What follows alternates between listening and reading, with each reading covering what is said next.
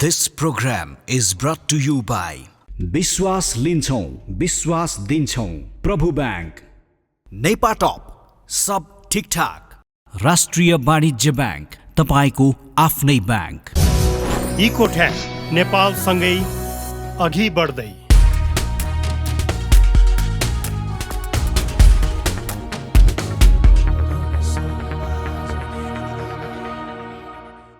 दर्शकबिन नमस्कार। कार्यक्रम तमसुमा ज्योतिर्गमयको यो विशेष श्रृङ्खलामा यहाँलाई हार्दिक स्वागत छ। सधैँको श्रृङ्खला हामी स्टुडियोबाट छायाङ्कन गर्थ्यौँ भने अहिले यो बन्दाबन्दी अर्थात् लकडाउनको समयमा हामी त्यसको अनुभूति पनि हुने गरी र त्यस विषयमा केन्द्रित छैन। विशेष गरी यो कालापानी, लिपुलेक र लिम्पिया धुराको नक्सा सार्वजनिक भए पश्चात भारतले जनाएको प्रतिक्रिया र यो विषय कसरी दीर्घकालीन रूपमा हल हुन सक्छ, यही विषयमै केन्द्रित हुन्छौँ। विशेष गरी भारतले यो विषय राजनीतिक र कूटनीतिक तहबाट टुङ्गिनुपर्छ भनिरहँदा भारतीय सेनाध्यक्ष मार्फत यो सिमानामा कुनै पनि विवाद नरहेको भनेर सेनाध्यक्षकै अभिव्यक्ति आउनु, त्यसको पृष्ठभूमिमा अघिल्लो महिना मात्रै भारतीय रक्षा मन्त्री राजनाथ सिंहले त्यहाँका सेनाध्यक्षहरूलाई उपस्थित गराएर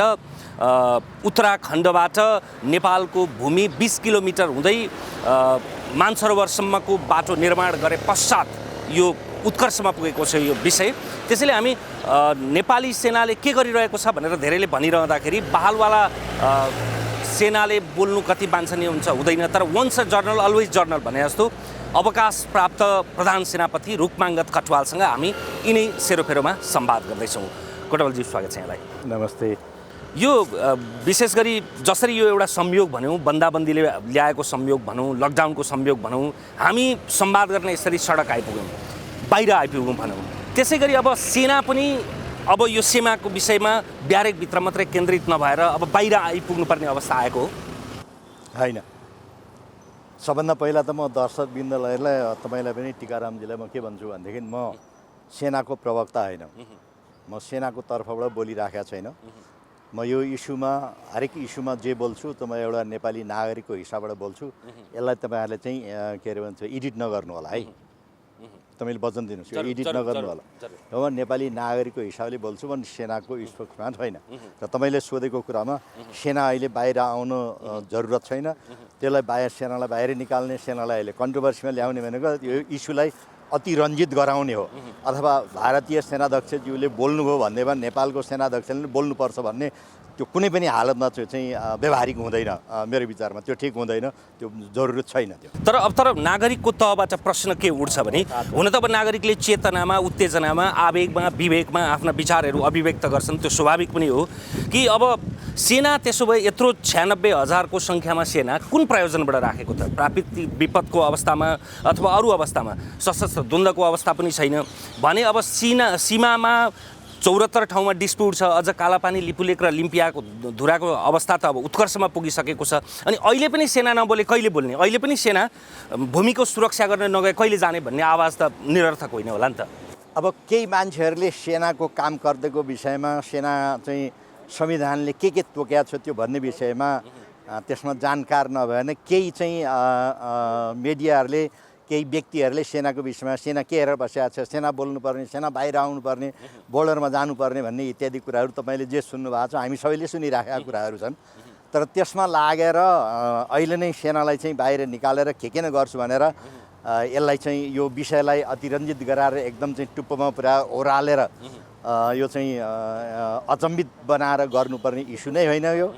यो इस्यु भनेको दुईवटा मित्रको बिचमा भइराख्ने, सधैँ भइराख्ने इस्यु हो। र मैले हेर्दाखेरि नेपाल र इन्डियाको सम्बन्ध भनेको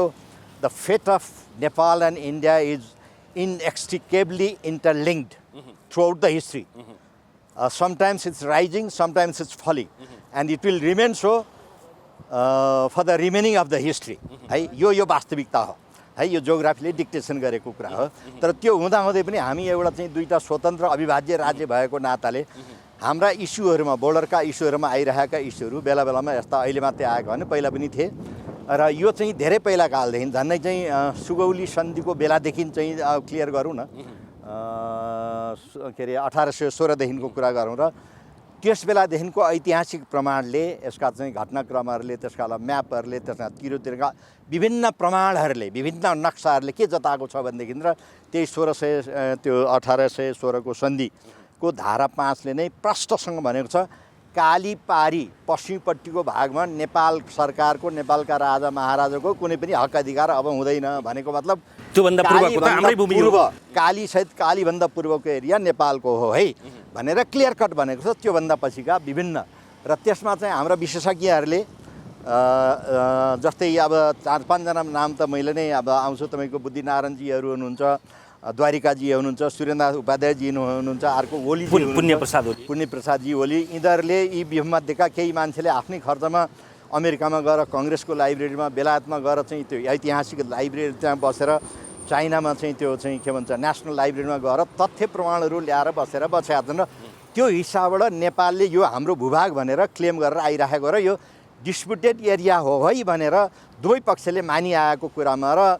केही समय अगाडि हालका भारतका प्रधानमन्त्रीज्यू नेपाल आउँदाखेरि पनि यो डिस्प्युटेड एरिया हो, यो चाहिँ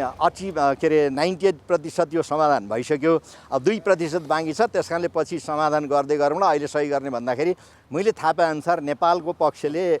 अहिले नै किन चाहिँ सही गर्ने, सिद्धेपछि सही गरौँ भनेर त्यो थातिराखेको र त्यसै बेला दुईटा प्रधानमन्त्रीज्यूले सचिव स्तरको लेभल परराष्ट्र सचिव स्तरको लेभलमा बसेर यसलाई छानबिन गरेर तय गर्ने। दुईटा सरकारको स्तरको त योभन्दा पनि उत्कर्ष सन् 1997 मा इन्द्र कुमार गुजरालको पालामा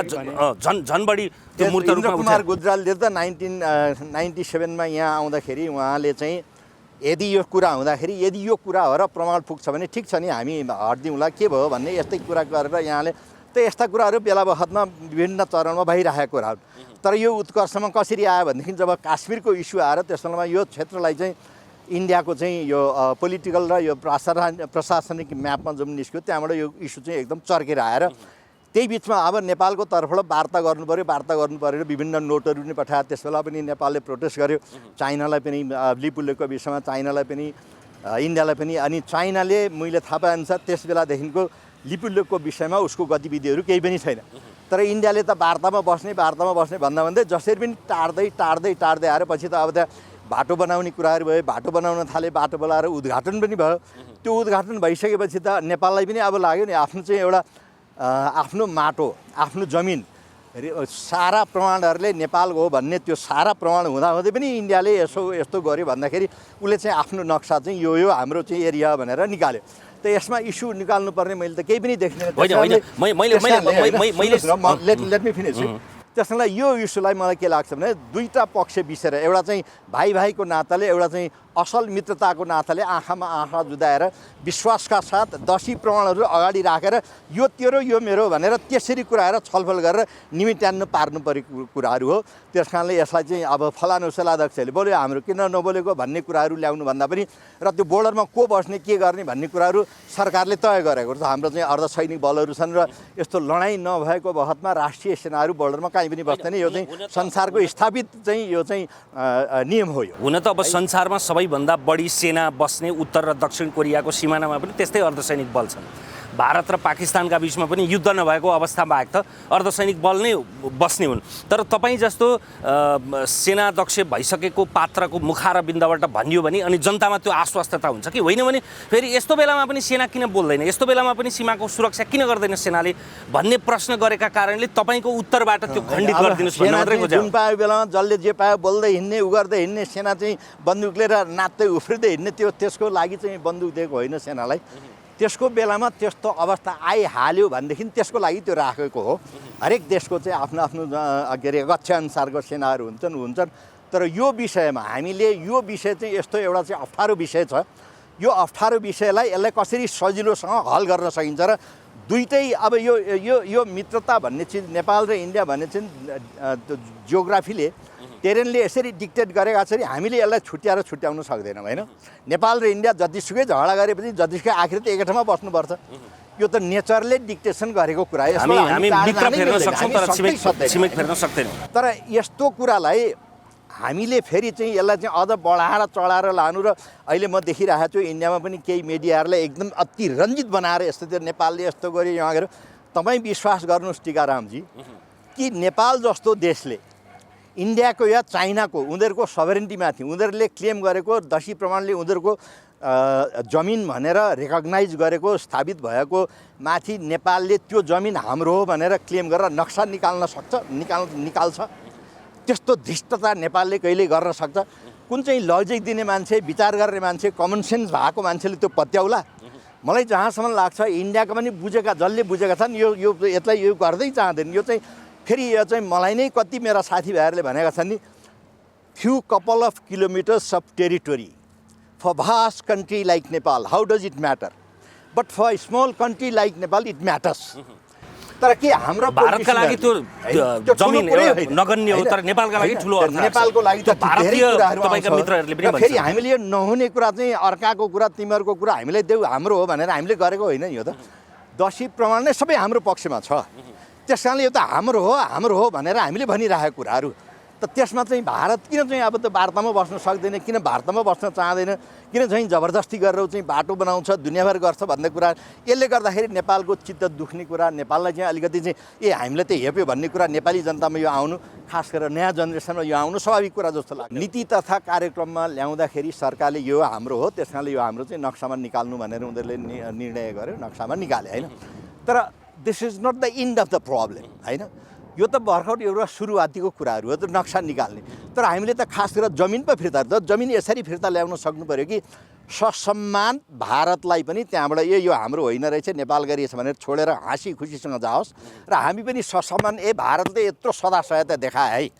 भन्ने त्यो भावना साथ यो ल्याउन सक्यो भने त्यसमा चाहिँ अनिखेर चाहिँ खुबी देखिन्छ हाम्रो नेतृत्ववर्गलाई। त्यसैले मैले भनिरहेको कुराहरू यो चाहिँ एकदम मल्टिपल एप्रोचको ढङ्गबाट जानुपर्छ। तपाईँहरूको क्षेत्रमा, मैले मेरो क्षेत्रमा युनिफर्म लाउने मान्छेले युनिफर्मको क्षेत्रमा, क्वाडली डिप्लोमेटहरूले, अब के अरे यो चाहिँ ब्युरोक्रेसीहरूले, पोलिटिसियनहरूले, प्रधानमन्त्रीदेखि लिएर आफ्नो आफ्नो तहमा मल्टिपल प्रोङ एप्रोचमा गएर इन्डियन दाजुभाइहरूलाई हामीले सम्झाउनु यो अब हाम्रो हो, यो कारणले हाम्रो, यो हेर न यो प्रमाण भयो, त तिमीहरूको योभन्दा बढी प्रमाण छ भने देखाऊ नि त, टेबलमा बसेर देखाऊ। जस्तो जुद्ध शमशेरको पालादेखि एक प्रकारको अन्डरस्ट्यान्डिङ मात्रै होइन, त्यो अभ्यास पनि छ कि भारतको सेनाध्यक्ष नेपालको मानार्थ सेनाध्यक्ष हुने र नेपालको प्रधान सेनापति भारतको मानार्थ प्रधान सेनापति हुने भन्ने। यसको अर्थ चाहिँ यिनीहरू खुला सिमाना भएका र सँगसँगै ऐतिहासिक सांस्कृतिकदेखि लिएर हरेक सम्बन्धका दृष्टिकोणले युद्ध हुँदाखेरि सेना बिचमै हुने हो। त्यसैले कम्तीमा नयाँ सेनाध्यक्ष आउने बित्तिकै एकअर्कामा मानार्थ भनेर त्यो सद्भावपूर्ण सम्बन्ध थियो नि, छ नि। तपाईँहरूले यो सीमाको विवादमा बाहिर भन्न मिल्दैन, बहाल हुँदा त यो सोध्न पनि मिल्दैन, उत्तर दिन पनि मिल्दैन। तर यो अहिलेदेखिको मात्रै होइन, अझ मूर्त रूपमा 1962देखिको यो विषय हो, कालापानीमा भारतीय सेना बसेदेखि। त्यति बेलामा तपाईँहरूको सेनाध्यक्षको तहमा तपाईँ हुँदा पनि र त्योभन्दा अगाडि पनि त्यस्तो कुराकानी हुन्थ्यो हुँदैन थियो, त्यस्तो अभिलेख जङ्गी अड्डामा छ कि छैन? होइन, अब यो स्वाभाविक कुरा हो कि जुनसुकै देशको सेनाले पनि आफ्नो मूल दायित्व के हो भनेर त्यसमा छलफल गर्नु, विचार विमर्श गर्नु, त्यसका परिणामहरू, त्यसका चाहिँ समस्याहरू के हुन सक्छ, त्यो स्वाभाविक कुराहरू, त्यो कसैले सोधिराख्नुपर्ने, खोजिराख्ने कुराहरू, त्यो मूल दायित्व नै त्यही हो होइन। आफूले गर्ने कुरा त छँदैछ, तर अर्को काउन्टर पार्टसँग होइन त काउन्टर पार्टसँग पनि त बेला बेलामा भेट हुने, आउने जाने, मान मर्यादा गर्ने इत्यादि कुराहरूमा यो त मैले भनिराखेकै छु नि, यो त हाम्रो तहमा त यो त भइरहन्छ। तर निर्णय त पोलिटिसियनले निर्णय गर्ने हो होइन, हामीले त सुझाव दिने हो नि। त्यस कारणले यो दुईवटा सेनाको त्यो एउटा प्रगाढता होस्, त्यो चाहिँ त्यो नजिक होस् भनेर नै यो गरेको होला। र त्यसले चाहिँ धेरै चाहिँ परेको समस्या परेको बेलामा दुई देश बिचमा समस्या परेको बेलामा विभिन्न कुराहरू पनि भइरहेछन्। यहाँ चाहिँ लकडाउनको के भन्छ त्यो यो इन्डियन ब्लकेटको बेला पनि विभिन्न कुराहरू भएका छन्। त्योभन्दा पहिला पनि कयौँ कुराहरू यो चाहिँ नदेखिने तहबाट चाहिँ समस्याहरू समाधान भइरहेछन्, ठुल्ठुला समस्याहरू होइन। लास्टमा गएर त आखिर पोलिटिसियनहरूले गर्ने हो। त्यस कारणले यी कुराहरू चाहिँ आफ्नो आफ्नो तहमा बेला बखतमा ठुल्ठुलो समस्या पर्दाखेरि टेलिफोनमै हुँदा अथवा भेटेर अथवा चाहिँ बिचको मान्छेहरू लगाएर यो हुने कुराहरू चाहिँ स्वाभाविक कुराहरू हो। यो चाहिँ भइराख्या होला न अहिले पनि, त्यो जरुर। तपाईँले त बिचमा नाकाबन्दीको समय भन्नुभयो नि, त्यति बेला त सेनाकै भूमिका एकदमै निर्णायक थियो होइन। जहिले पनि प्रजातान्त्रिक पद्धति भएको मुलुकहरूमा के हुन्छ भने लास्टमा सबै सहमतिहरू सबैसँग छलफल इत्यादि गरिसकेपछि प्रधान सेनापति जहाँसुकै पनि प्रधान सेनापतिले बोलाएर यो इस्युमा सेनाको विचार के छ भनेर उसले सेनाको विचार आफ्नो विचार सेनाको विचार यो यो यो यो गऱ्यो भने हामीलाई फाइदा हुन्छ अथवा दुई देशलाई हामी सबैलाई फाइदा हुन्छ भन्ने उहाँको राय लिने, त्यो चाहिँ एउटा चाहिँ अलिखित त्यो चाहिँ त्यो अन्डरस्ट्यान्डिङ हुन्छ गभर्मेन्टको होइन, एउटा चाहिँ म्याच्योर गभर्मेन्ट थियो, एउटा चाहिँ म्याच्योर पोलिटिसियनहरूको होइन, पछिको भोलिको कुरादेखि नै पोलिटिसियनले त्यो जहिले पनि गर्छन्। सेनाको कुराहरू सेनाले लास्टमा र यो इस्यु के हो भनेर सोध्छन्। अनि त्यो बेलामा सेनाले चाहिँ एउटा स्वतन्त्र रूपमा चाहिँ यो गर्दाखेरि हामीलाई फाइदा हुन्छ, त्यो जनताले दुःख पाउँदैन, हामी यो इस्युमा चाहिँ हामी यहाँभन्दा बढ्ता जानु हुँदैन, यो रेड लाइन चाहिँ क्रस गर्नु पर्दैन, यो गर्नुपर्छ भनेर सल्लाह दिन्छन्। र मेजोरिटी समयमा मेजोरिटी इस्युजहरूमा त्यो म्याच्योर सरकारले, त्यो प्रजातान्त्रिक पद्धतिमा विश्वास गर्ने सरकारले, जनताको बहुमत जितेको सरकारले त्यो कुरा सुन्छ र सुनिरहन्छ। यही अवस्था हुन त यो लकडाउनको समय थियो, कोरोनाको महामारीको समय थियो, अब सबैतिरको खर्च कटौती गर्नुपर्ने, तलब गर्नुपर्ने, पुँजीगत खर्च कटौती गर्नुपर्ने भन्ने समय कुरा छलफल बहस उठिरहेको थियो। त्यही बिचमा कतिपय संसदहरूले यो भलै यो सीमाको विवाद आइसकेका थिएन, के भनिँदैछ भने तपाईँको अब यही समय हो, अब सेनाको सङ्ख्या घटाउनुपर्छ, किनभने त्यति बेला पनि 50-60 हजार रहेको सेना सशस्त्र द्वन्द्वका कारणले बढाइयो र अब अहिले 96,000 बढाइएको सेना, अब यो उपयुक्त मौका हो, अहिले घटाउनुपर्छ भनेर भनिन्थ्यो। तपाईँ पूर्व सेनाध्यक्ष अवकाशप्राप्त सेनापतिका दृष्टिकोणले यो टिप्पणीप्रति तपाईँलाई कस्तो लाग्छ? यो टिप्पणीमा टिकारामजी, मैले मेरो फेयरवेल स्पिचमा सेना कुन बेलामा घटाउनुपर्छ, घटाउने भन्दा यसको चाहिँ डाउन साइजिङ होइन, राइट साइजिङ भन्छौँ हामी। राइट साइजिङ कहिले गर्ने, कुन अवस्थामा गर्ने भने नेपालको सन्दर्भमा त्यो अवस्था आइसकेका छैन, राइट साइजिङ गर्ने अवस्था आइसकेका छैन। तर त्यो हुँदाहुँदै पनि अहिले नेपाललाई यो कोरोना भाइरसको कारणले यो कोरोना भाइरसबाट बाहिर निस्किने र अब आउने भावी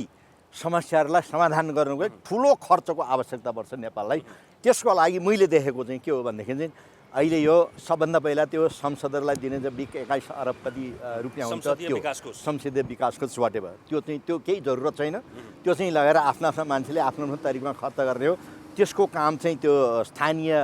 तहले चाहिँ गरि नै हाल्छ।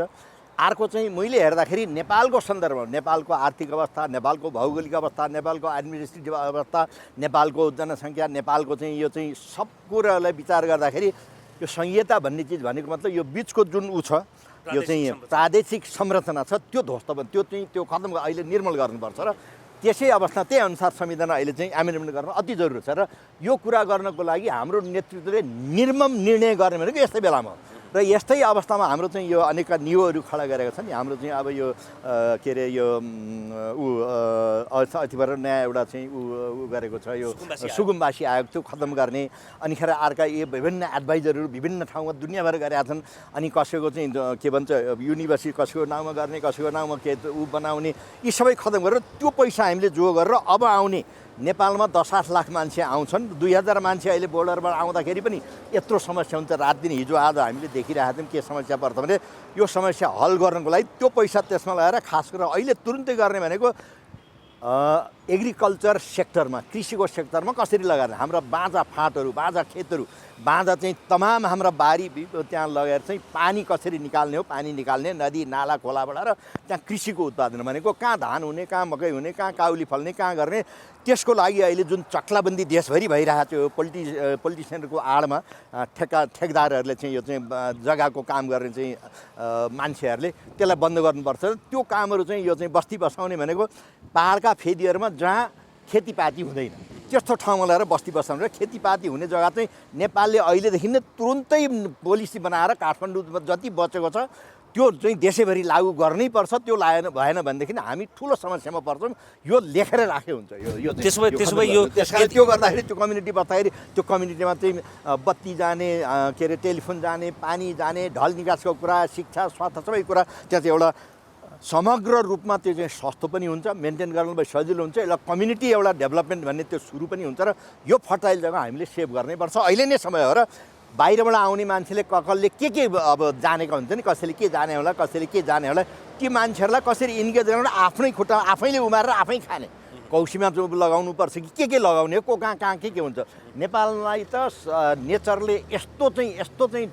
ठुलो हृदयले दिएको छ नि, हरेक किसिमको क्लाइमेटिक कन्डिसन दिएको छ नि। यहाँ तराई छ, पहाड छ, भित्री मधेस छ, हिमाल छ, होइन त्यो मौसमको विविधता त यो काठमाडौँको सडकमा यो अहिले बबरमहलको सडकका बिचमा होइन यस्तो ठाउँ अहिले भर्खर घाम लागिरहेको थियो, चिटचिट पसिना आइरहेको थियो। यो स्वर्ग नेपाल भनेको संसारको यो चाहिँ स्वर्ग।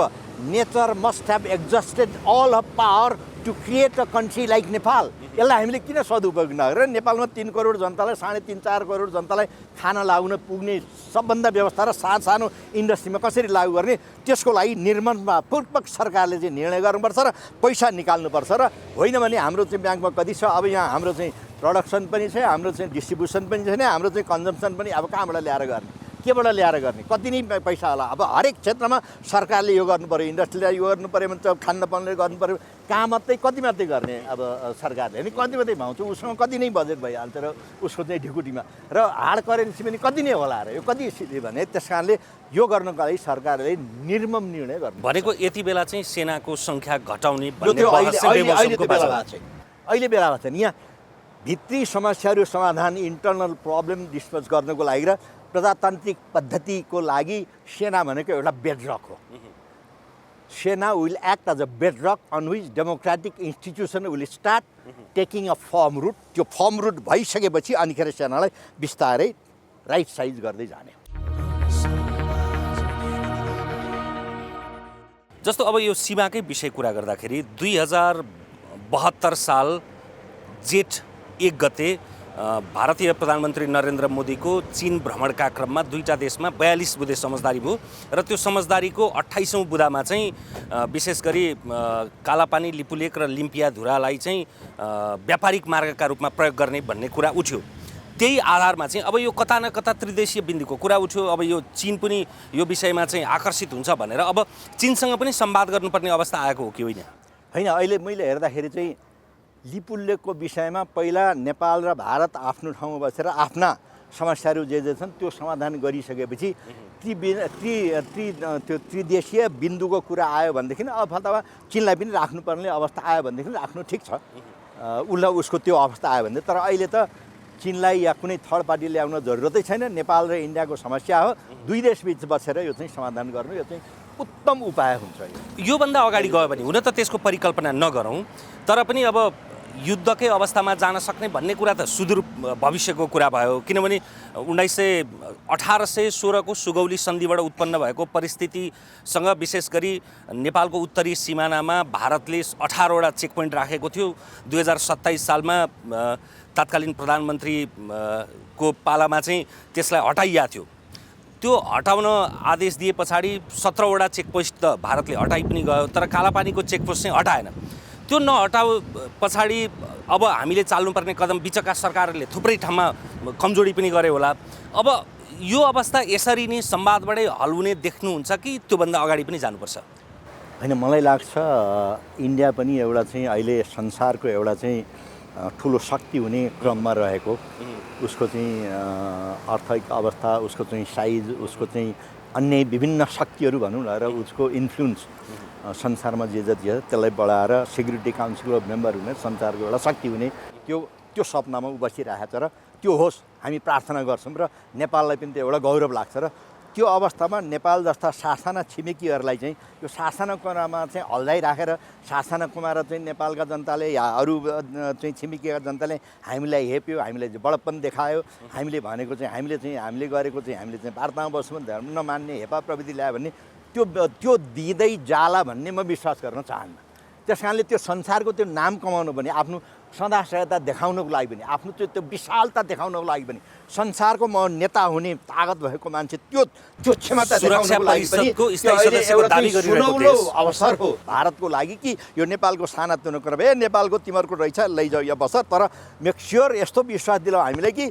अन्यथा या हाम्रो चाहिँ टेरिटोरीमा अन्यत्रबाट कुनै किसिमको इन्क्रोचमेन्ट नहोस् भनेर त्यो विश्वास चाहिँ हामीले दिनुपर्छ तिमीहरूले भनेर त्यो भन्ला उनीहरूको यस्तो त्यो विशालता छ भन्ने म चाहिँ त्यो आशा जस्तो विश्वबन्धु थापाको अन्तर्वार्ता सुन्दै थिएँ हामी अर्को श्रृङ्खलामा विश्वबन्धु थापाजीसँग पनि कुराकानी पनि गरौँला विश्वबन्धु थापाजीका अनुसार त्यति बेला जति बेला 1962मा चीन र भारतको बिचमा युद्ध भयो त्यस पश्चात असमतिर भएको युद्धका क्रममा झन्डै असम नै चीनले खाइदिएला भन्ने जस्तो भएको थियो अरुणाचल प्रदेश त त्यति बेलै खाइदिया हो चीनले त्यस्तो अवस्थामा अब यो यता नेपालको पूर्व उत्तर क्षेत्रबाट भयो भने त यस्तो अवस्था छ भने अब पश्चिम उत्तरको क्षेत्रबाट गरियो भने त दिल्ली त नजिकै छ हाम्रो राजधानी नै हान्दिन्छ भनेर त्यतापट्टि खोज भन्दा कालापानीको त्यो ठाउँ चाहिँ एउटा भेडीगोड भनौँ भेड चरण भनौँ एउटा सम्म ठाउँ भएका कारणले खर्क भनौँ अनि त्यहाँ गएर नेहरूले ल यहाँ बस्न उचित छ भनेर त्यहाँ बस्न थाले तर बसेपछि उनका सल्लाहकारले अथवा जो त्यहाँका सीमा मामलाका जानकार हुन्छन् यो त काली नदीभन्दा पारी हो, यो त नेपाल हो, नेपाललाई सोध्नु पर्ला भनेपछि अनि राजा महेन्द्रलाई पत्र लेखेर, किनभने नेहरूको त आफ्नै नेचर थियो, उनी जोसुकैलाई पत्र लेख्थे अनि त्यो पत्र लेखे पश्चात यो तिम्रो भूमि रहेछ, केही समयलाई हामी यहाँ बस्छौँ भनेपछि ल ठिकै छ नि त भनेर त्यति बेला भारतमा यदुनाथ खनाल राजदूत थिए। टिकाजीले उठाउनु भएको टु कट इट सर्ट भनेको भारत आफैले त्यसलाई स्वीकारेको छ कि केही समयलाई बस्ने भनेर। त्यस्तो अवस्थामा भारतलाई परेको त्यस्तो चाहिँ अप्ठ्यारो अवस्थामा नेपालले एउटा चाहिँ छिमेकीको नाताले, असल छिमेकीको नाताले एउटा सदा सहायता, केही समयको लागि सदा सहायताको लागि बस, अस्थायी रूपमा केही समयको लागि भन्ने एउटा नेपालको एउटा चाहिँ त्यो चाहिँ एउटा ठुलो छाती देखाउने, त्यो छिमेकीलाई परेको बेलामा भन्ने त्यो हिसाबले केही समयको लागि बस भन्ने कुराहरू विश्वबन्धजीसँग धेरै कुराहरू म पनि राम्रोसँग चिन्छु, धेरै संवाद हुन्छ, उहाँसँग ल्याएर बुझ्नुहोस्, उहाँले सत्य तथ्य कुरा, त्यसमा गृहमन्त्री हुनुहुन्थ्यो क्यारे सायद उहाँले भनिहाल्नुहुन्छ। त्यस कारणले यस्ता धेरै प्रमाणहरू छन्, धेरै, त्यस कारणले यो प्रमाणमा जोडौँ त्यो चीनलाई पनि थाहा छ भन्ने कुरा के हो नि, विश्वबन्धु थापा स्वयंलाई राजा महेन्द्रले चीनमा पठाए, चीनमा पठाउँदा चाउएनलाईसँग प्रधानमन्त्रीसँग भेट भयो, के अरे चेयरम्यान माओसँग भेट भयो, माओहरूसँग कुरा गर्दा तिमीहरूको आफ्नै एउटा सम्बन्ध छ, ठिकै छ केही समयलाई बस, हामीलाई थाहा छ तिमीहरूको अप्ठ्यारो पनि थाहा छ भनेर चीनलाई पनि त्यो विषयमा थाहा छ भने पछाडि त यो अनन्तता दिएको होइन। त्यस कारणले यो कुरामा चाहिँ त्यो सदा सहायता भारतीय पक्षले देखाउला र अब तुरुन्तै वार्तामा बस्छौँ भन्ने त्यो चाहिँ म विश्वास गर्न चाहन्छु। अहिलेको गर्नु पऱ्यो भने सबभन्दा उत्तम उपाय भनेको नै त्यही हो। यो कोरोना पछि कोरोना अघि भन्ने कुरै आउँदैन, यसलाई जति छिटो जति यो सल्टायो त्यति नै दुईटै देशलाई फाइदा हुन्छ। र अहिले मैले अघि भने जस्तै भारतको एउटा चाहिँ आफ्नो सदा सहायता देखाउने, एउटा बडप्पन देखाउने, एउटा ठुलो नेताको त्यो नेतृत्व देखाउने अहिले यो मौका हो, यो ठुलो मौका। जस्तो अब यो सीमा विवादको पनि समाधान अन्तर्राष्ट्रिय नजिर हेर्ने हो भने दुई तिनवटा देखिन्छ। एउटा त सहज रूपमा ठिकै छ, प्रमाण प्रमेयदेखि लिएर सबै कुराले यो नेपालको पक्षमा रहेछ, अन्तर्राष्ट्रिय अदालतमा गइयो भने पनि हामी हारिन्छ, सुरक्षा परिषदको दाबी गरिरहेको राष्ट्र, आर्थिक रूपमा अगाडि बढिरहेको, जनसङ्ख्यामा दोस्रो ठुलो आणविक शक्ति राष्ट्र, त्यसैले यति सानोमा सानो छाती पार्नु हुँदैन। ब्रिटिस लाइब्रेरीमा भएको प्रमाण, बेजिङमा भएको प्रमाण, अमेरिकन लाइब्रेरीमा भएको प्रमाण, सबै प्रमाणले यिनीहरूकै देखिने रहेछ, नेहरूले पठाएको पत्र पनि सुरक्षित छ भनेर छोड्ने पहिलो त विकल्प थियो, सबभन्दा सहज विकल्प थियो, तर गर्ला जस्तो छैन। दोस्रो, वार्ता गरे पश्चात घनीभूत चरण चरणका वार्ता, परराष्ट्र सचिव, परराष्ट्र मन्त्री, प्रधानमन्त्री तहका वार्ता पश्चात ल ठिकै छ भनेर अर्को एउटा म्युचुअल अन्डरस्ट्यान्डिङ भएर जमिन चाहिँ नेपालकै हो तर केही समयलाई लिजमा दिन्छौँ अथवा के गर्छौँ भन्ने म्युचुअल अन्डरस्ट्यान्डिङ, तर निश्चित समयमा यति पछाडि हामी सेना फिर्ता गर्छौँ भन्ने दोस्रो। अब त्यो पनि भएन, हामी कुनै हालतमा स्वीकार्दैनौँ, यो हाम्रै भूमि हो, अथवा तिमीहरूको हो भने पनि ल्याऊ, कसरी ल्याउँछौ ल्याऊ भनेर युद्धको अवस्थामा जाँदा त्यता पनि नजाउँ, त्यस पछाडि ल संयुक्त राष्ट्रसङ्घमा जाउँ, राष्ट्रसङ्घ मातहतको अन्तर्राष्ट्रिय अदालतमा जाउँ भन्ने ढोका उगार्नु पर्छ कि पर्दैन, त्यस्तो अवस्था आयो भने त्यस्तो अवस्था आएको छैन, अहिले त्यस्तो आयो भने अब सम्बन्धित मान्छेले यसका विभिन्न उपायहरू सोच्नु, यसका चाहिँ समस्या समाधानको उपायहरू के हुन्छन् त, कोर्स अफ एक्सनहरू के हुन्छन् त्यो सोच्नु कुरा स्वाभाविक हो। तर हामीले सबभन्दा पहिलो कोर्स भनेको नै सँगै बसेर यसलाई सुल्टाउने र भारतले त्यसरी चाहिँ अप्ठ्यारो अवस्था क्रिएट गर्ला, भारतका नेताहरू नेतृत्ववर्गहरू त्यो अवस्थामा पुग्लान् जस्तो मलाई चाहिँ लाग्दैन। र भारतमा चाहिँ धेरै विद्वानहरू, धेरै विचार गर्ने मान्छेहरू, संसारलाई निकाल्न सक्ने मान्छेहरू, छिमेकीप्रति चाहिँ राम्रो सद्भाव राख्ने मान्छेहरू, नेपाल चाहिँ एउटा स्वतन्त्र अभिभाज्य राज्य होस् तर नेपालबाट हामीलाई कुनै किसिमको नि अप्ठ्यारो चाहिँ नआओस् भन्ने मान्छेहरू प्रशस्तै छन् त्यहाँ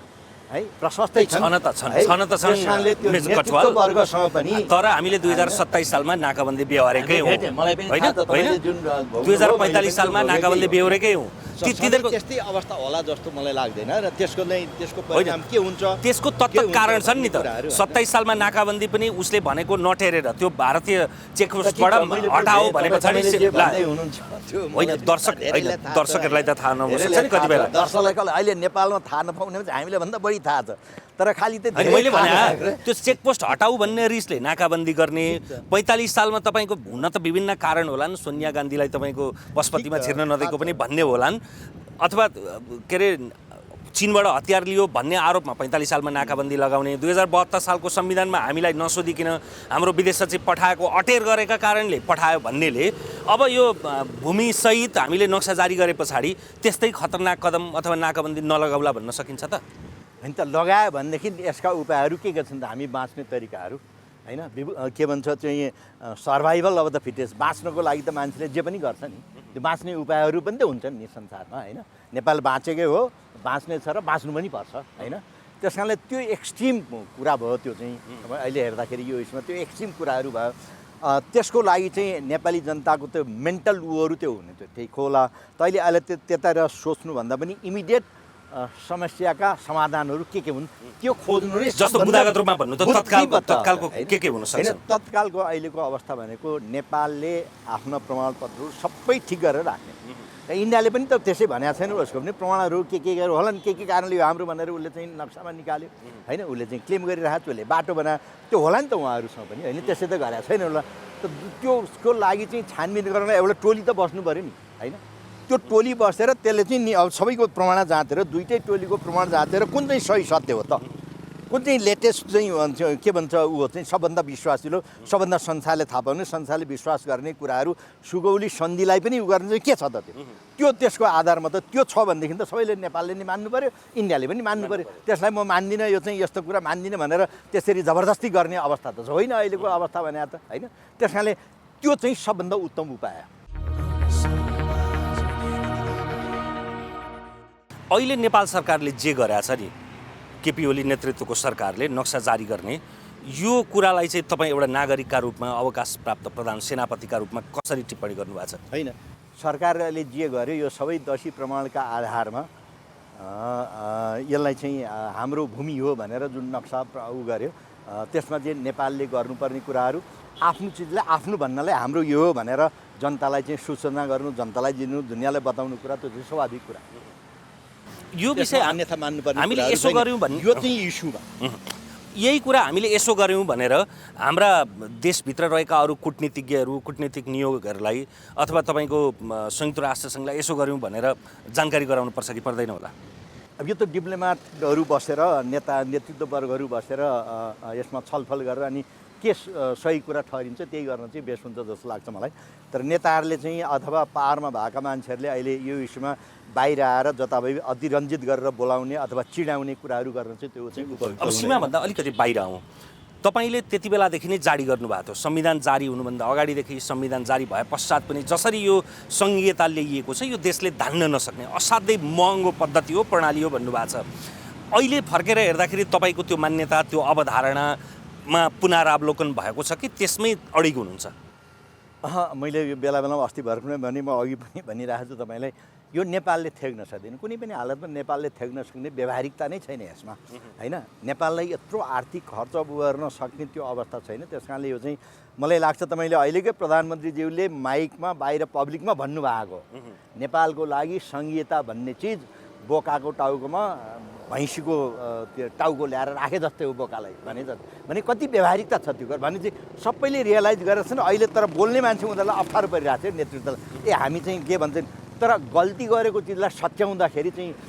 त्यो चाहिँ खुसी हुनुपर्छ महानता नेतृत्वको महानता भनेको गल्तीलाई सच्याउने गल्ती रहेछ हाम्रो गल्तीलाई सच्याउने हो त्यो त देशलाई हेर्ने हो देशको अवस्थालाई हेर्ने हो आफ्नो कुरा हेर्ने होइन आफ्नो नेतालाई एउटा पार्टीको कुरा हेर्ने देशको समग्रतालाई हेर्ने हो नेपालको लागि के व्यावहारिकता हुन्छ पछिसम्म त्यो सोच्ने हो र त्यतातिर चाहिँ हामी सबै लाग्नुपर्छ हामी सबैले भन्नुपर्छ नेताहरूको ढोकाहरू घचगाउने नेताहरूलाई भनिराख्ने कुराहरू हो र नेताहरूले यो भित्र सबैले रियलाइज गरिरहेको छन् विभिन्न अस्ति भर्खर पनि कयौँ मान्छेहरू विभिन्न च्यानलमा बोलिरहेका छन् यो चाहिँ हुँदैन यसबाट चाहिँ हामीले त अहिले त त्यसैले मैले निर्ममतापूर्वक निर्णय गर्न सक्नुपर्छ सरकारले भनेको कारणै त्यही तपाईँले एक दुई दिन यताका भारतीय सञ्चार माध्यम त्यहाँका अन्तर्वार्ताहरूलाई हुन त त्यो अतिरञ्जित अफवाहपूर्ण होलान् तर त्यहाँ दिने उत्तर दिने मान्छे जवाबदेही किसिमकै मान्छे छन् जस्तो कि विदेश मन्त्रालयका पूर्व विदेश सचिव डाक्टर केसी सिंहको अभिव्यक्ति सुन्नुभयो भने अथवा अरू विदेश मन्त्रालयमा बसिसकेका मान्छेको कुरा सुन्नुभयो भने दुईवटा सारमा कुरा गरेछन् उनीहरू एउटा त यो सशस्त्र विद्रोह जे भयो त्यसको नेतृत्वलाई हामी मार्फत तिनीहरूलाई परिचालित गरेर यहाँ द्वन्द्व गराएका हौँ भन्ने छन् त्यो यहाँभित्र पनि नउठेको होइन तर त्यो पुष्पित पल्लवित त भयो तर अङ्कुरित उनीहरूले गरेका होइनन् भन्ने तर्क गर्नेहरू पनि छन् एउटा त्यो तर्क अनि गणतन्त्र हामीले ल्याइदिउँ अनि अहिले चाहिँ हामीसँग जोरी खोज्ने तिमीहरू हाम्रा पपेटहरू पनि छन् हाम्रा एसेट्सहरू पनि छन् हाम्रा मान्छेहरू पनि छन् हाम्रा जासुसहरू पनि छन् तिनीहरू लगाएर यो केपी ओली सरकारलाई ढलाउनुपर्छ यो दुई तिनवटा कुरा एउटा यो परिवर्तन जे भनिँदैछ त्यो हामीले ल्याइदिया हो त्यसैका कारणले अब हामी प्रति उत्तरदायी हुनुपर्छ हामी प्रति जवाबदेही हुनुपर्छ भन्ने अनि अर्को हामीलाई नागेर प्रश्न उठाउने अथवा हाम्रो के अरे भूमिको नयाँ नक्सा सार्वजनिक गर्ने यसलाई हटाउनुपर्छ हाम्रा हाम्रा मान्छेहरू प्रयोग गरेर हटाउनुपर्छ होइन, अब यो यसमा यो सुनिरहनु भएको छ नि। टिकारामजी, तपाईँले मैले सुनिरहेको छु, तपाईँले जे हेर्नुहुन्छ अहिले सबैको टिभीमा आइहाल्छ, टिभी बत्ती हुन्जेल त्यो बत्ती हुन्जेल सबैले हेर्छन् नै। फेरि यो चाहिँ चासो र चिन्ताको विषय भएको हुनाले सबैले नै हेर्छन्। तर धेरै मान्छेहरूले, धेरै बुझ्जकड मान्छेहरूले, यहाँ आएर बसेका इन्डियन एम्बेसडरहरूले पनि उहाँहरूले के भनिराख्नु भएको छ र नेपालकै चाहिँ डिप्लोमेटहरूले पनि, पूर्व डिप्लोमेटहरूले, संसार घुमेका डिप्लोमेटहरूले, युएनका चाहिँ त्यो चाहिँ डेपुटी सेक्रेटरी भएर काम गरेका मान्छेहरूले पनि यसलाई अतिरञ्जित गराउनु हुँदैन। दुवै पक्ष बसेर यसलाई समाधान गर्नुपर्छ। इन्डियामा पनि आजकै चाहिँ एडिटोरियल हो क्या र इन्डियन एक्सप्रेसको पढ्नुभयो भने पनि त्यसरी चाहिँ त्यो आएको छ। त केही एक दुईजना मान्छेले अतिरञ्जित गरेर त्यतातिर लाग्नु होइन, मैले भन्न खोजेको के भने भारतले के भन्छ भन्ने भन्दा पनि सङ्कट आएका अवस्थामा हाम्रो नेतृत्व वर्गले मैले त्यही भने हाम्रो नेतृत्व वर्ग बेला बेलामा चुकेको हो। त्यसै सन्दर्भमा मैले अस्ति एकपल्ट भनेको पनि छु मैले कि अब त्यस बेलामा इन्डियाको दिल्लीमा के अरे उसमा चाहिँ पन्जाबमा या चाहिँ के भन्छ चेन्नाईमा गएर ढोका चाहिँ घार्ने मान्छेहरू अहिले हो नि, तिनीहरू त्यहाँ ढोका गरेर यो त नेपालको हो बा, यो नक्सा निकालेको नेपालको हो, यो जमिन नेपालको यो प्रमाणसर तपाईँहरू ढोका गरेर अब त भन्नुहोस् अब तपाईँहरूले उता विश्वास दिलाउनु। तपाईँहरू त्यस बेला ढोका गर्छ भने नेपालबाट अलिकति पेलियो कि उता जाने दुनियाँभर, त्यो मैले एउटा सन्दर्भमा भनेको थियो। अहिले चाहिँ राम्रो सन्दर्भमा त्यो कुराहरू चाहिँ होइन, नेपालका नेताहरू चाहिँ यस्तो गिर्ने, नेपालको यस्तो बिक्ने किसिममा अरूले जे भने त्यही गर्दैन। नेपाललाई र नेपाली जनताको स्वार्थलाई मध्यनजर राखेर यिनीहरूले 25सम्मको विचार गरेर काम गर्छन् भन्ने त्यो विश्वास दिलाउने मौका नेपालका नेताहरूलाई पनि अहिले आएको छ। तर त्यसको साथसाथै यहाँ फिफ्थ कोलम्निस्टहरू जहाँ पनि हुन्छन्। अब तपाईँहरूले संसदमा नि भर्खरै सुन्नुभयो, एकजना सांसदले चाहिँ भन्नुभयो यो कालापानी गर्ने यो अहिले उठाउने इस्यु नै होइन। राष्ट्रपतिले चाहिँ त्यो पढ्ने चाहिँ सरकारको चाहिँ के भन्छ नीति कार्यक्रमको कुरा पनि चाहिँ छिमेकीहरूलाई नसोधिकन गर्यो भन्ने त्यस्ता मान्छेहरू पनि छन्। त त्यस्ता मान्छेहरू हुन्जेलसम्म, त्यस्ता मान्छेहरूलाई प्रयोग गरुन्जेलसम्म त अहिले के देख्यो त भनेदेखि चाहिँ एक तहबाट हेर्दाखेरि चाहिँ हाम्रो नेतृत्व वर्गबाट कुनै पनि ठाउँमा बाहिर मान्छेहरूले, छिमेकीहरूले विश्वास गरेको देखिएन समग्रमा। त्यस कारणले उनीहरू त विश्वास, किनभने हामी के गर्यौँ, हाम्रो नेतृत्व वर्गले खास र यो दायाँतिरको एउटा कुरा गर्यो, बायाँतिरको अर्को कुरा गर्यो, यहाँ आएर अर्कै कुरा गर्दै भनेपछि अनिखेर त्यो विश्वासको वातावरण टुट्यो। त्यस कारणले त्यो विश्वासको वातावरण फेरि रिस्थापित गर्नु पऱ्यो र अनि हामी जे बोल्छौँ त्यो गर्छौँ र हामीले नबोलेको कुरा हामी गर्न नसकेको बोल्दा पनि भने त्यो विश्वास एउटा स्थापित गर्ने बेला नेपालको नेतृत्वलाई अहिले पनि हो। त्यस कारणले त्यस्ता मान्छेहरू जो छन् त्यस्ता मान्छेलाई नेपाली जनताले चिन्न सक्नु पऱ्यो, जो बिकिने। तर नेपालको सन्दर्भमा हाम्रो राष्ट्रियताको सवालमा, आफ्नो देशको सवालमा आफ्नो बिक्री भएन। भएका कुराहरू साथीभाइ इष्टमित्रलाई, जोसुकै दायाँको होस् कि बाँको इष्टमित्रलाई गएर भन्न सक्नु पऱ्यो र उनीहरूको कुरालाई पनि सही सत्य छ भने हामीले विश्वास दिनु पऱ्यो, हामीले विश्वास दिलाउन सक्नु पऱ्यो। र यो इस्यु पनि अहिले विश्वासको वातावरण बनाउने अवस्था हो। अहिले यो विश्वास, ट्रस्ट डिफिसिटलाई नाचेर ट्रस्टको वातावरण सृजना गर्ने एउटा चाहिँ मैले जोड्न खोजेको चाहिँ भारतले त आफ्नो स्वार्थमा बोल्ला, त्यहाँका विदेश सचिवले बोल्दै नै हुन्। तर हामीले जसरी राष्ट्रिय एकता अहिले अपनाएका छौँ, राष्ट्रको एउटा कमन भोइस आछ, त्यसैले अब यस्तो अवस्थामा चाहिँ उनीहरू खेल्न सक्छन् है, हाम्रा मान्छे भन्दै, हाम्रा एसेट्स भन्दै हामीलाई विभक्त गर्न सक्छन् है। अब यसमा चाहिँ नेपाली नेतृत्व चङ्ख हुनु पऱ्यो, हामी सबै चङ्ख हुनु पऱ्यो। हामी बिक्ने कि नबिक्ने, हामी के को लागि होइन, हामीले बोल्नुपर्ने कुराहरू के हुन्, सत्यतामा वास्तविकतामा आधारित भएर व्यवहारिकतालाई हेरेर हामी बोल्नु पऱ्यो। जताभावी बोल्ने, जताभावी चाहिँ अब के अरे भन्ने स्टेटमेन्ट दिँदै हिँड्ने, अतिरञ्जित गर्ने, इस्युहरूलाई झन् चर्काएर लाने हो नि कि ईश्वरलाई कसरी मत्थर बनाएर यसलाई चाहिँ व्यावहारिक रूपमा परिणाम निकाल्ने हो नि। अहिले परिणाम निकाल्ने हो हामीले। त्यो परिणाम कस्तो होस् भने दुवै देशलाई बाँध्ने होस् र त्यो चाहिँ ऐतिहासिक प्रुफहरूको आधारमा बेस्ट भएर यो चाहिँ हाम्रो हो भनेपछि कालापानीदेखि लिपु लेकदेखि काली नदीको शिर चाहिँ के अरे लिम्पुवा धुरा हो भने त्यसलाई मान्ने कुरा हामीले जुन अहिले भनिरहेका छौँ, त्यो समस्याहरू सबै जुटेर वार्तामा बस्नु भएर त्यो हाम्रो हो भनेर इन्डियालाई, भारतलाई हामीले बुझाउन सक्नु। त्योभन्दा बढी इन्डियासँग त्यस्तो प्रुफहरू छ भने उसले पनि देखाउला। त्यहाँ तपाईँलाई जहिल्यै पनि जब एउटा सन्दर्भ, एउटा संयोगका कारणले तपाईँ बडा चर्चित हुनुभयो, त्यो समयमा प्रधान सेनापतिको केही महिनाको कार्यकाल रहँदैदेखि प्रधानमन्त्रीले तपाईँलाई हटाउने कदम लागे पश्चात उल्टै त्यसको प्रत्युत्पादक भएर उहाँ हट्नु पर्यो। त्यसकै कारणले तपाईँ निरन्तर चर्चामा हुनुभयो। त्यो विषयमा हामीले तमसुमा ज्योतिर्गमयमा यसअगाडि पनि चर्चा गरेका छौँ, काफी चर्चा आइसकेको छ। मैले त्यता जोड्न खोजेँ होइन, तर त्यस यता तपाईँलाई कुनै न कुनै रूपमा सक्रिय राजनीतिमा यो पात्र आइदियोस्,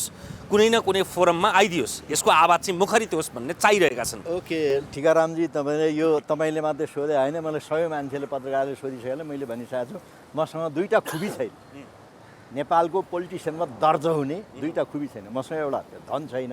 चुनाव लड्न प्रशस्त धन खोला बगाउनुपर्छ होइन।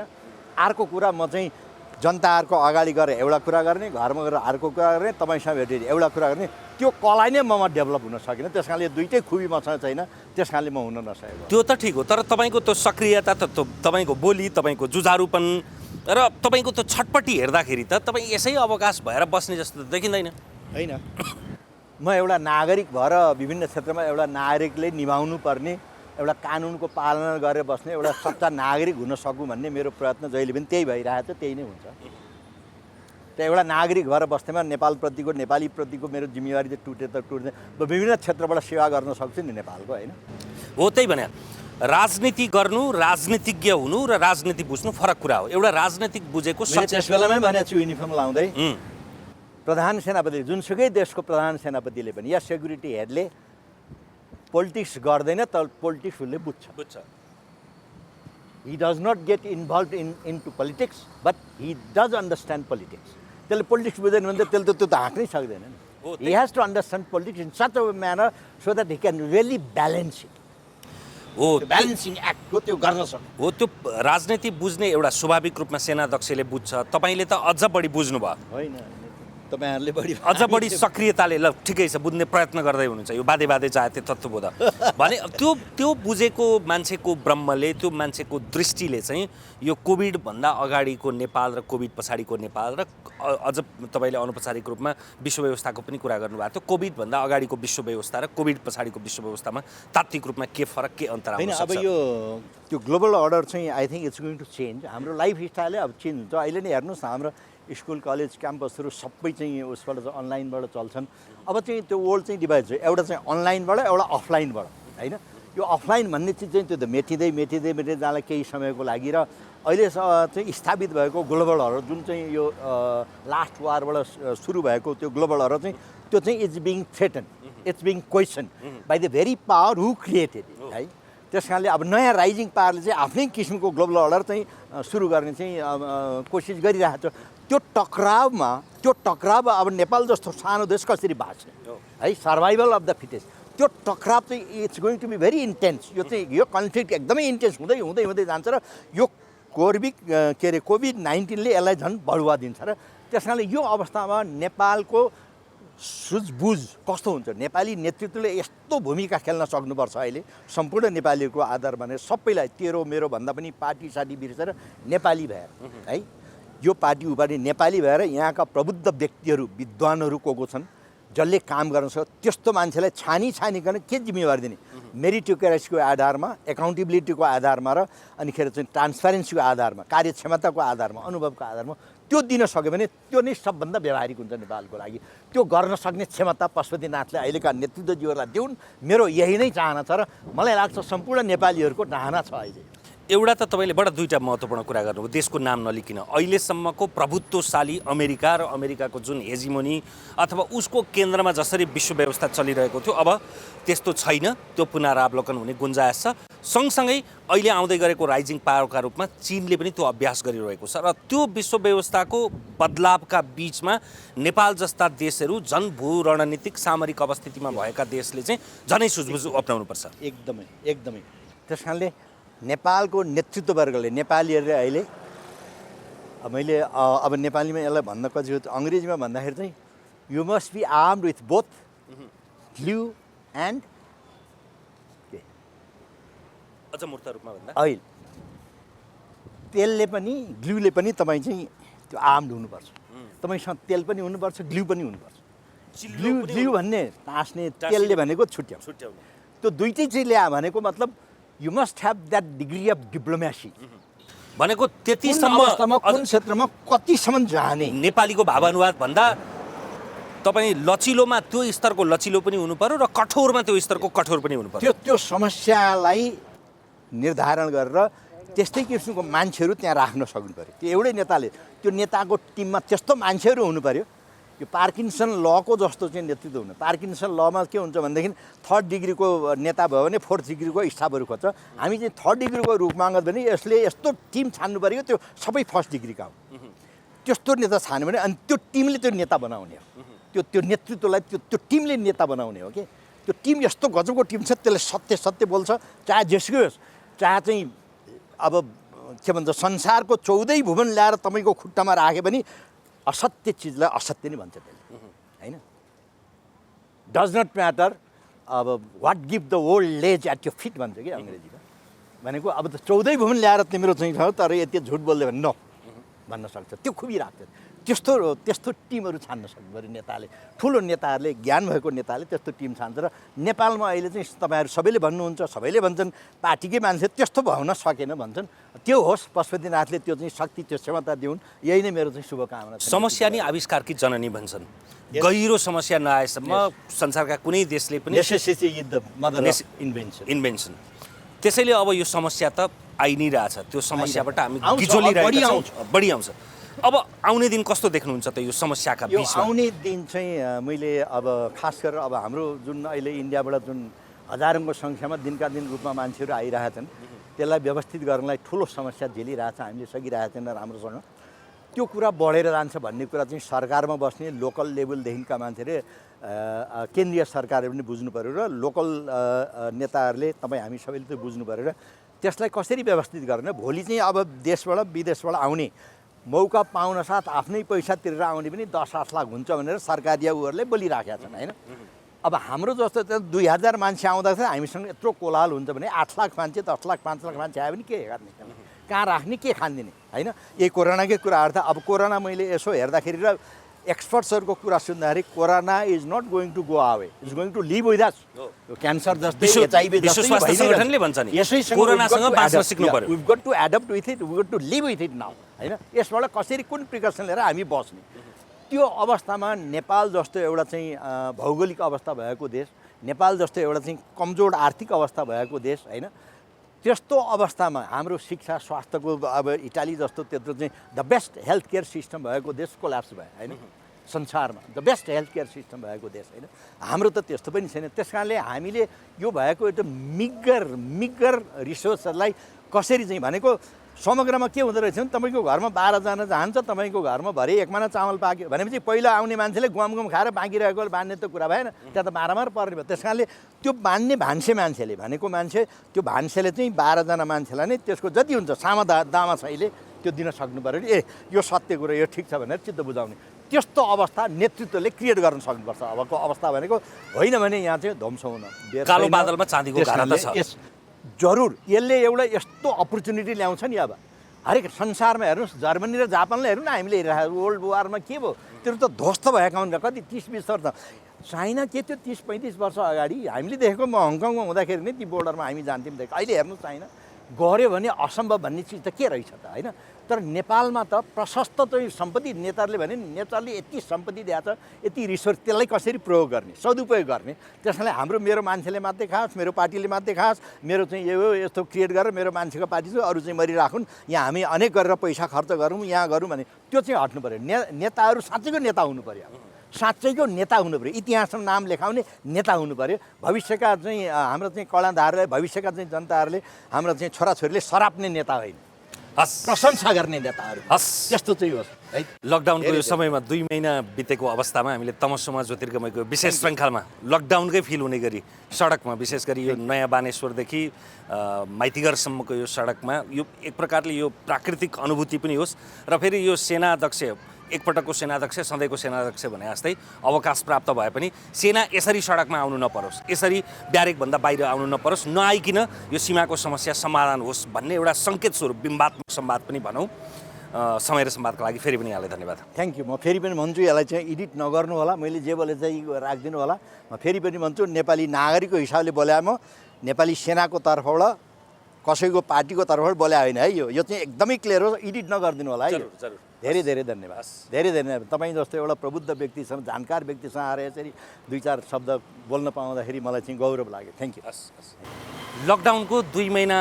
नागिसकेको छ हामीले यो बिचमा पनि अनवरत रूपमा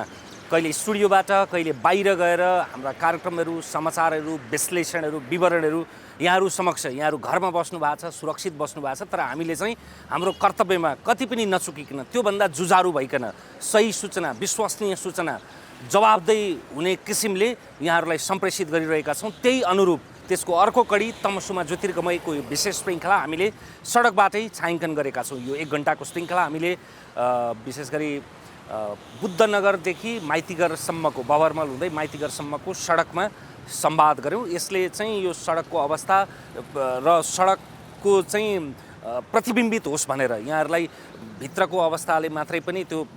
विरक्ति त नभनौँ तर एकहोरो हुन्छ भनेर यसलाई नयाँ प्रयोगका रूपमा नयाँ किसिमले आजको संवादको अनुष्ठान रच्यौँ। आजलाई तमसुमा ज्योतिर्गमयको यो विशेष श्रृङ्खला यति नै। हेर्दै रहनुहोला AP1। नमस्कार।